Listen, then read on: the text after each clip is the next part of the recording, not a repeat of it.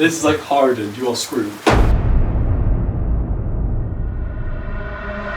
So, we're out in the build. Max and Harry have done a fantastic amount of work on the engine. Harry's actually been able to get it started, which is absolutely wicked. Yeah, incredible work by those guys. It feels kind of bad that I've not been able to contribute much more, otherwise the words of encouragement and a bit of cash to this project so far. What I have been struggling with is just being able to sync up with the boys. I'm based in South Wales. The lads are based in the Cotswolds. So it's kind of proven tricky, you know, given just normal millennial life and balancing work and then other commitments to kind of link up. So finally we have the opportunity to have all contributed. So Harry's dropped me the handlebars and the subframe, and my job is to just get them ready, de-rust them, remove the paint, prime, and then eventually paint. And hopefully we don't uncover anything nasty that means we might have to source new handlebars or a new subframe, because that would throw a spanner in the works. Any kind of hiccup now could be quite costly. I am just about to get home, so I'm gonna whack some PPP on, PPPPP, and yeah, we'll get to it. So, subframe, handlebars. Yeah. Oil from when my differential broke. Story for another time. Right, so let's have a look at the condition of this. As you can see, we got some rust in the usual places, in those little nooks and crannies. Some remnants of a very bad paint job.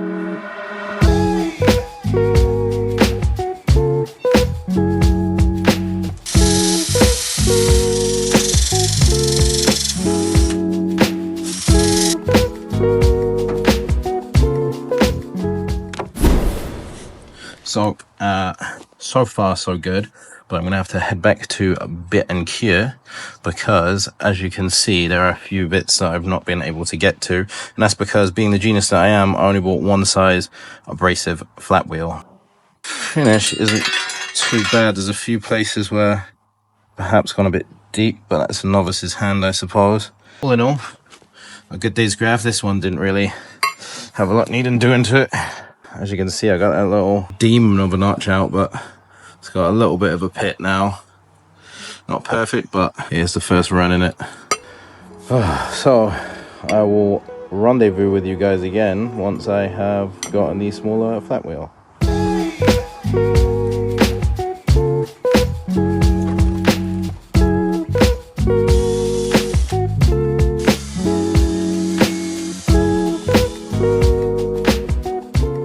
So fast forward a bit, Vinny and Harry are now finishing up the painting, and they're also sorting out some of the mounting bolts and brackets that are on that frame.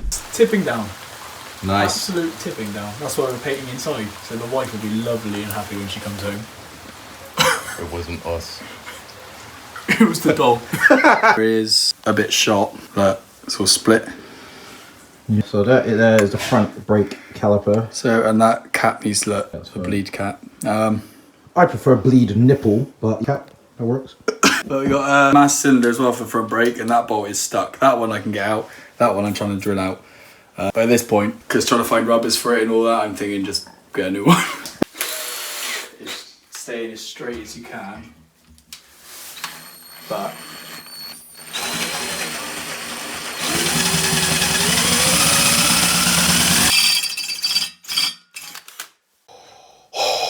Daddy, is that you? How's it going, Hans? This hole is a bit... It's measured exactly the same as that one. And these threads fit into those threads. Yeah. Fine. And then when I start spinning it, it'll drag it down. This one, it doesn't want to fit. It doesn't make any sense. I've measured it, so it must just be... I need to clean up the top just a smidge to get that to, you know, sit. You want those pilots just to sit in there, and then you can start slowly going back and forth, tapping those threads. But I don't want to go too big and ruin it. Once you go too big, we'll be onto like welding territory. That's scary as fuck. No. You can't even do anything well, bro. I'm just gonna clean up the outside a little bit, not really take anything off it. Just try to clean it out. So that's a 6mm. No, I'm an idiot. That's the 6mm. And there's a little wiggle room, but in there, it feels like there's more wiggle room, right? But if I measure it, they're both 7. I'm so confused. That's probably just over 7, like 7.1 or 7.25mm, something like that. But Sorry, 26. the 8mm by the 1.25mm thread depth, and then that's what size pilot you need as a rough guide. And it's like 6.25mm or 6.75mm. I don't have that size bit. Can you even get a 6.75mm drill? You probably can. That's some space age size, bro. So I'm just very gently taking off material from the outside. But I don't want to go to 7 because that's too much. I want to go to just over 6. These can slot in. So it's going to be a lot of material. See, it's not going in. That's going in. Seats and spins that it's getting pulled in. I can see that, yeah. But this little mother right here. This little one, he's not playing ball. He's nearly there. Literally, the top bit goes in, but not quite enough for me to feel confident that he'll tap threads. If you snap this off in there, this is like hardened, you are screwed. Don't worry, it's not all doom and gloom. Harry and Vinny did finish tapping those threads. Then Harry and I met up to fit the subframe and some other parts.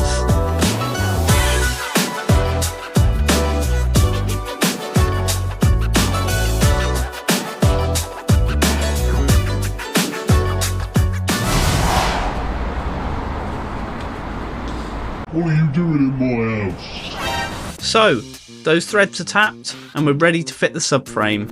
One thing we did notice when trying to fit the subframe on is that it's a bit wonky and doesn't quite line up with the holes on the frame. So it did require a little bit of what we're calling bendery pokery. Harry's got some temporary bolts to fit in here in the meantime. These won't be the bolts that stay in there forever, they're just to hold it on for now. We're now at the part where we're starting to fit the fuel tank on. This is a really exciting part for us because it shows that we're progressing really well with the build.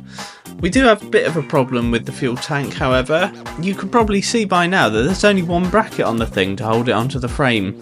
Well, it only came with one, and we didn't think of buying another one. So we've got a custom solution coming up, but you can see the 2 mounting poles there that we need to consider when we are going to build our own sort of custom solution. Right, so that's what we want. Something like that. Yeah. And that size anyways. Okay. Something almost acceptable, mate. Almost acceptable, Harry. It's almost like that's your phrase. Been in the whip.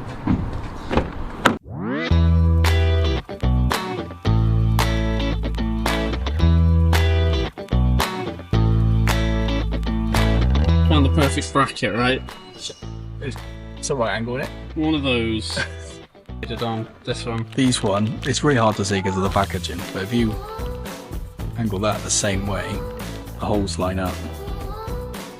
We're going to have to do some bending. But We are. nothing like dodgy fixes, Matt. Well, we only need some off-road wheels, something. They got a little bit of tread, you know.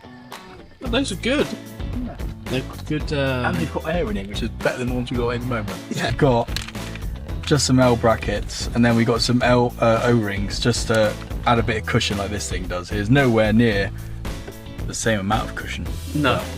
It's the best we're going to do without being able to get another one of these. Yeah. So, I think it's probably the best we've got right now. Yeah, We'll we're gonna. see if it works. Yeah, it should do. The holes do line up. It's just a case of maybe using 2 of them, doing a bit of bendery pokery, Bendery pokery. and adding Yeah. some rubber washers and some bolts, and then it should hold it up nicely. Sounds good. If not, back to the drawing board. Twist in here, a bit of twist in there. Voila! Oh, power. Now another change of scenery for you. We're now off to Harry's house to fit the rest of the parts.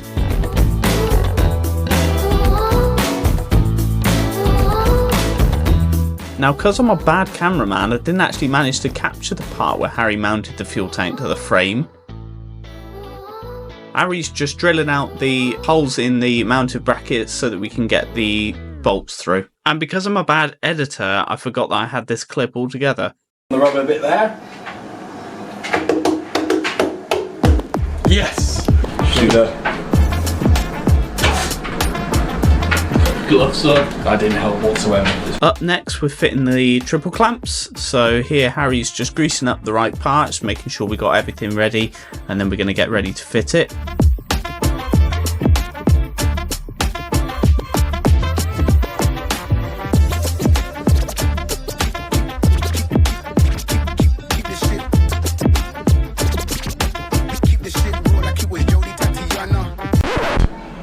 We have done goofed. We did done goofed.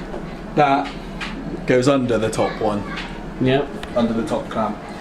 I wonder why it wasn't working properly, and now I've got to repaint things because that is took the paint off where I tightened it. Oh dear. Sad times. Very professional channel. Please follow for all the tips of what to do. Yep. Subscribe. No need to fast forward because we don't get things wrong, so you can follow step by step. Yes. From here on, everything is perfect.